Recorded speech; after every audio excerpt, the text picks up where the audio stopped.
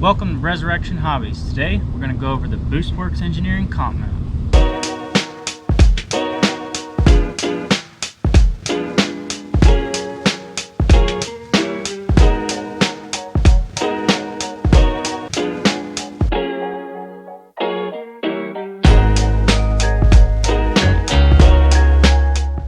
What's up guys? Before we get started, go ahead and like this video and subscribe to this channel.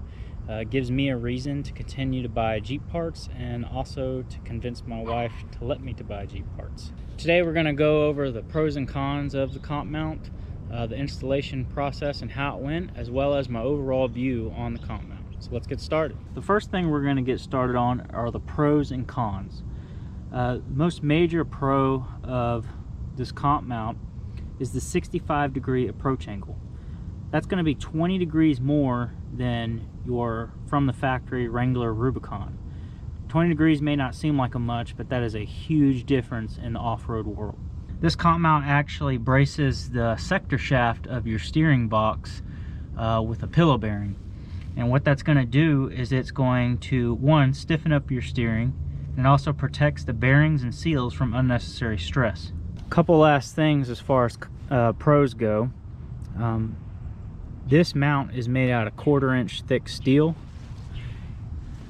I believe it's either 3/16 or 1/4 inch, but it is solid, and it replaces the thin sheet metal that goes between both unibody rails.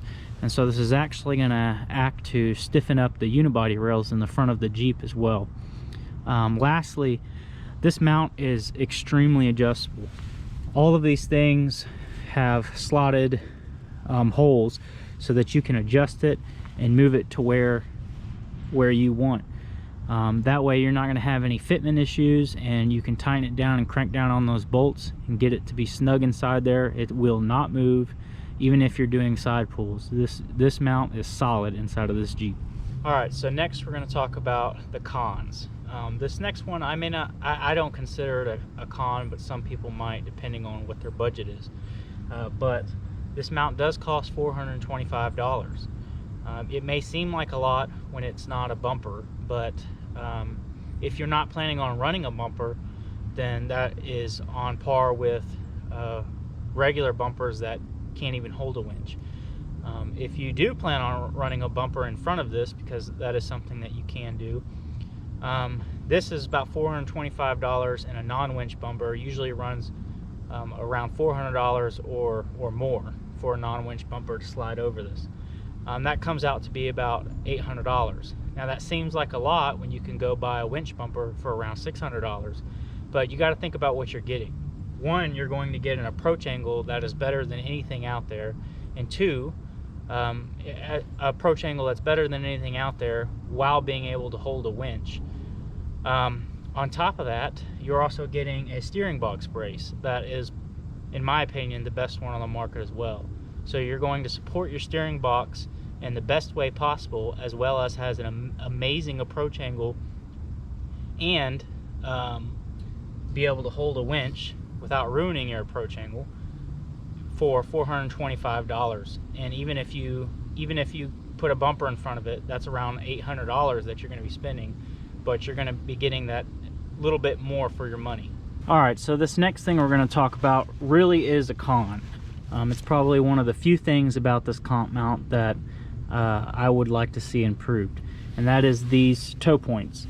These toe points right here do not fit a 3/4 inch shackle, and the problem with that is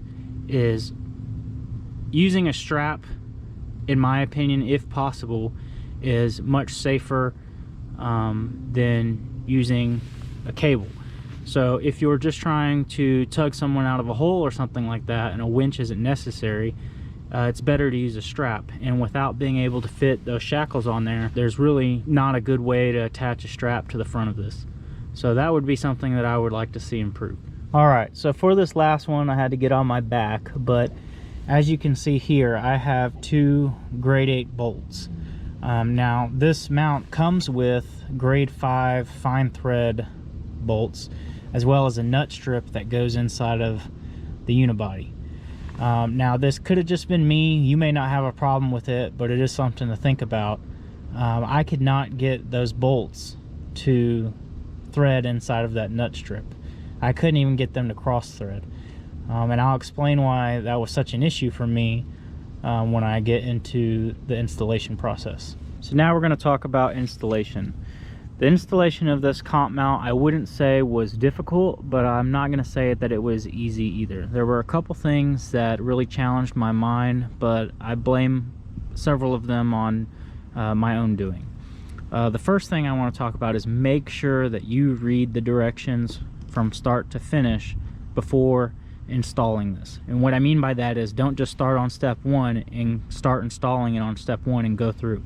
Look at all the steps and then go back and start from the beginning. That way you can plan ahead.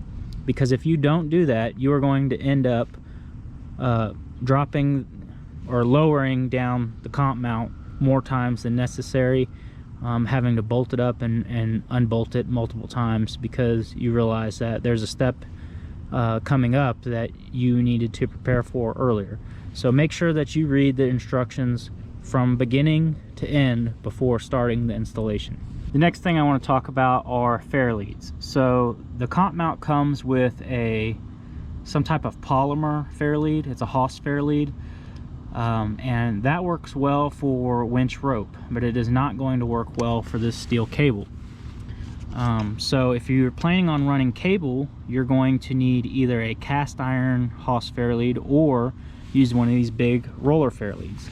Now the Haas style Fairleads should work with this, no problem, no modification needed. But if you're going to run one of these big roller Fairleads, you're going to have to drill holes in the correct spot for this bolt and another bolt on the same area on the opposite side for them to clear. These 4 bolts right here are what, there's one here, one here, one here, and another one down there. And those 4 bolts are what hold the winch to this mount. So you're going to need to drill holes to run one of these big roller Fairleads. What type of winches you can run inside of this thing, obviously that's going to depend a lot on whether or not you plan on installing this. I know that the Badlands 9500 winch and the Badlands 12,000 pound winch will fit inside of this comp mount no problem. They have the same dimensions as the Warren 8,000 pound winch, which is what this comp mount was built around. The Apex 12,000 pound winch from Harbor Freight is not going to fit in here just because of the way it's built. It's a little bit bulkier, and you're going to have to relocate the control box in order to mount the winch where it is on this comp mount, which you can't do on the Apex winch. Alright, so as I was saying, you're going to need to relocate the control box for your winch, and this is where I decided to put mine. I can plug in the winch controller right here and run it through the back of the hood, or you can get one of the wireless winch remotes. If your winch doesn't come with one, you can buy one of those and hook it in here and have a remote winch. But Boostwerks Engineering also offers a control module mount where it mounts it in this general location, but it's a plate that comes up off and you can mount it on there solid if you don't like doing it the way that I did it. Alright, so next I'm going to talk about wiring. The wiring that comes with your winch is cut to certain lengths for you to mount that control box on top of the winch. And obviously because you have to relocate that control box, those wires are not going to be the correct lengths. So what I did is I went and got some 2-gauge wire from Harbor Freight. It was about $35 for 2 6-foot sections of this 2-gauge copper wire, soft copper, and I cut it and modified it to fit the application that I needed. Another thing when it comes to wiring is you're going to want to make sure that there's no wires that need to be connected on the bottom side of your winch. This winch right here requires this small black wire to be connected to the bottom, and if you don't connect it before you mount the winch up so that you have access to it out here, you're going to be really frustrated when you have to lower the mount back down in order to attach that wire. All right, so this was the biggest pain, and you may not have this issue like I said, but those two bolts that go underneath there that are supposed to go in nut strips, if you can't get those nut strips to work, then you're going to have to do some little tricks to get this thing installed. So I couldn't get the nut strips to work, and the only way to access inside the unibody is behind this plate. So what you're going to have to do is test fit all of this stuff, mount it up solid without those two bolts in there. And this is what I did. I lowered it back down and I super glued these bolts on the back side in the location that they needed to be. And then I raised the mount back up without these plates on. That way I had access to the two nuts and washers that are inside the unibody. And I tightened down those two bolts right here and the nuts that are inside the unibody where I needed them to be, and then I was able to put this plate back on here and tighten these three bolts down without needing to hold a wrench on the back side, because I used that super glue. I used the impact to cinch them down real tight before the bolts broke loose from the super glue. So that's what I did. If you can get those nut strips to work, you're not going to have that problem, but unfortunately I was not able to do that. So what's my overall thoughts on the Comp Mount? Honestly, I think it's one of the best upgrades that you can do as far as bumpers and winch mounts and steering box braces you can go. It combines a winch mount and a steering box brake into the same package, and I think that that is a huge bonus, because a steering box brace of that quality is usually going to run around $250, and if you pair that up with a winch bumper, that's $600, around $600, and at that point you're spending $850, which is the same as if you were going to buy this Comp Mount with a non-winch bumper and cut a hole in it and mount it in front of it. So really you're going to spend around the same amount of money, but greatly increase your approach angle to be able to outperform your peers, as well as get over the obstacles that you're trying to overcome. So who do I think should buy this? Really everybody.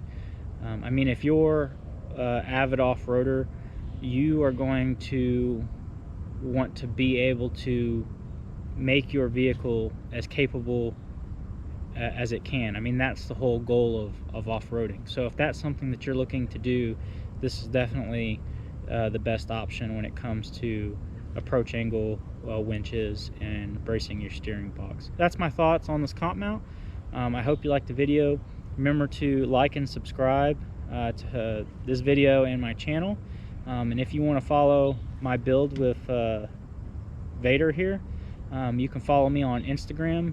My Instagram tag is VaderXJ. Hey Gunner, you want a ball?